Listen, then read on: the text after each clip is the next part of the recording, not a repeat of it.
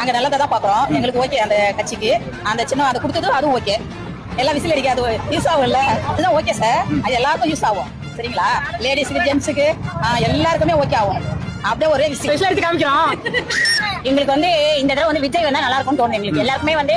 ஏன்னா வாழை வழியா ஸ்டாலின் தான் வரணும், எம்ஜிஆர் தான் வரணும், அவங்க தான் வரணும்னு இப்ப போயிட்டு இருக்கு. அதனால நாங்க என்ன சொல்றோம்னா விஜய் வந்தா நல்லா இருக்கும்னு எங்களுக்கு தோணுது.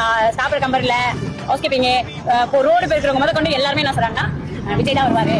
நல்லது ரீச் ஆகக்கூடிய இதுதான். ஆல்ரெடி ஓரளவுக்கு ரீச் ஆகக்கூடிய சின்னம் தான் இது.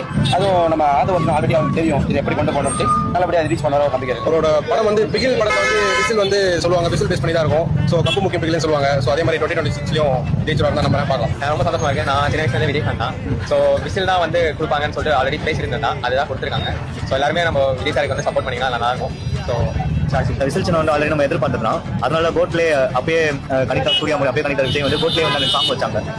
விசில் சின்ன வந்து ரொம்பவே ஹாப்பியா இருக்கு. அது தளபதி கேட்ட சின்னம்னா கன்ஃபார்மா 2026 தளபதி தான் வருவார். டிஎம்கேல வந்து சூரியனோ ஏடிஎம்கே நல்லா இருக்கு இல்லையா, இப்போ புதிய சின்னமா விசில் வந்திருக்கு. இது மக்கள் மனதை எந்த அளவுக்கு சென்றடைய நினைக்கிறீங்க, எந்த அளவுக்கு ரீச் ஆகும் நினைக்கிறீங்க?